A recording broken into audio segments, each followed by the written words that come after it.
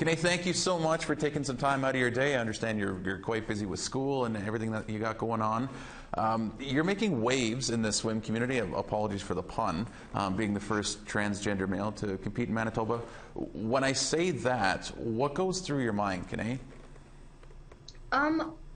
Honestly, I mean, I don't personally think it's that big of a deal myself. I mean, I just wanted to swim where I belonged, you know? And I didn't realize that I had made such a big impact until the next year after I had done that.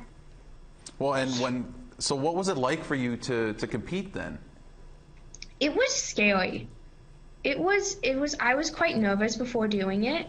But afterwards, I was very proud that I had done it. I was excited, like once I was up on the block getting ready to dive, I was excited.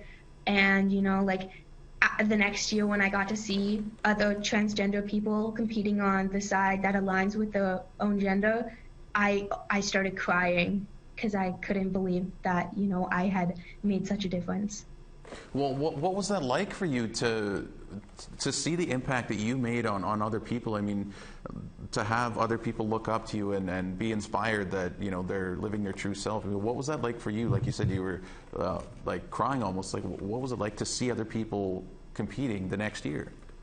Well, I had a friend on a different team who is also transgender, and when I saw him getting up on the block, tears came to my eyes, and I was so happy and so proud that people could, like, that swimmers finally could switch sides, you know? Like, I talked to him after the race, and he told me thank you. He said that, like, he'd wanted to do this for so long, and that was the thing. So many people had wanted to do this, but no one knew how to switch, so.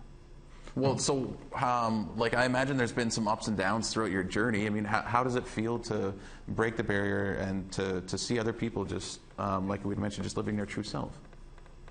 You know, it feels great. You know, I've had some negative responses to that sort of stuff, but I mean, like, the positives outweigh the negatives. I just hope that I can be one of these people that another, like a younger queer person, can look at and be like, oh, so I can be myself. It's okay to be myself. I have a place where I belong.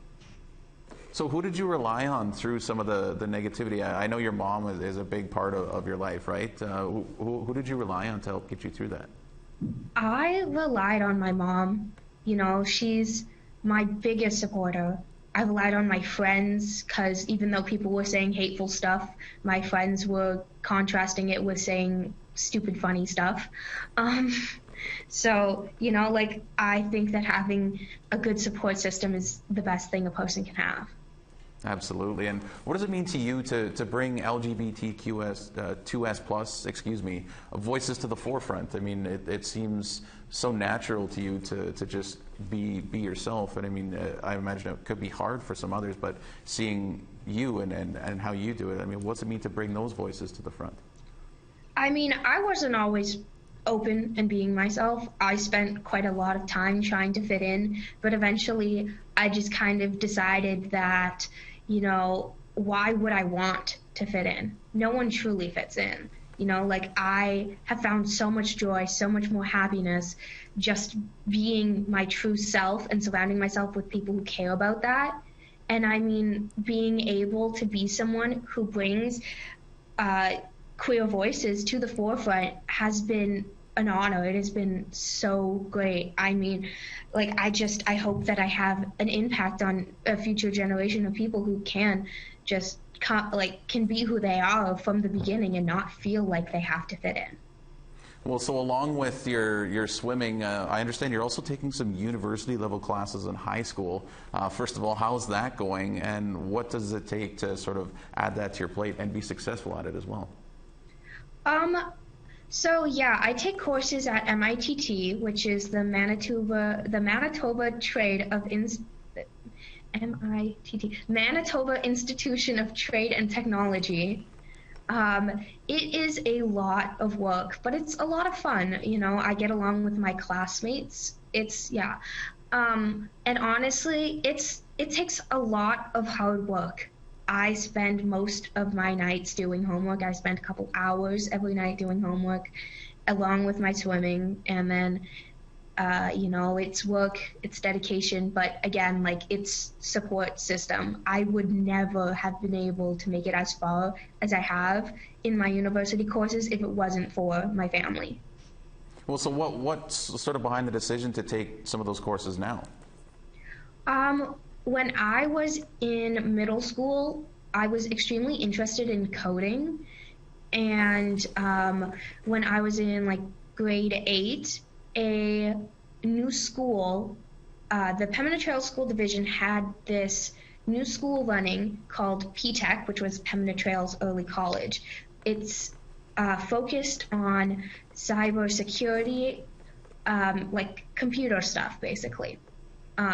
And I applied and I actually got in. They do a random selection of 30 students. So I went there for grade 9 and grade 10, but once I got to grade 11, I was given the choice of cybersecurity or software development, and I went into cybersecurity. So just how do you sort of balance that then with swimming? I mean, do you still swim competitively, or how's swimming still in your life? I don't swim competitively anymore. It just takes up quite a lot of time, and I find that, I enjoy being in the swimming community just as being on my team. I still swim with my team. I just don't compete in competitions. I volunteer though. But I mean, luckily, I have quite a few practices before school, so that leaves my after school free to do homework. And I just try and use my time wisely. Luckily, I have a spare in my day, which I usually spend doing homework. Right. So then what's next for you in swimming and in your life? Like, are you looking maybe to eventually get back into competitive swimming, or is it just sort of more on the side as you focus on school? Like, what's next for you in swimming and then therefore in your life as well? I mean, I still absolutely love swimming, but I don't have full intentions of continuing to compete. I did love competing, but I have so much going on right now. I have so much education-wise, and I would rather focus on getting my degree right now. Right. And Kahnay, do you have any advice for any young youth who's out there watching this interview, just if they're looking at swimming or school, or even if they're looking at how they can be their true self? Do you have any advice? Don't care about what people think. I have spent too much of my life caring about what people think. Once I just decided that the only person that I wanted to impress was myself, my life became so much better. I became so much happier because I started to do what I wanted to do. I started to go into the classes that I wanted to go in. I started fighting for my right to compete on the side that aligns with myself. I was so afraid that I was going to get negative reactions from people, and then I just eventually went, you know what, this is just a swim meet. Who cares? Like, we're just swimming. It's not that big of a deal. And when it came to coming out, I mean, it's a lot easier to be yourself than to be who you pretend to be. Kahnay, that's a really great way of saying that, and I think that's a great way of maybe leaving our discussion for now. But I want to say thank you, miigwech, to you for coming on and sharing a bit of your story and a bit of what you do. So, Kahnay, thank you so much. Yeah, thank you for having me.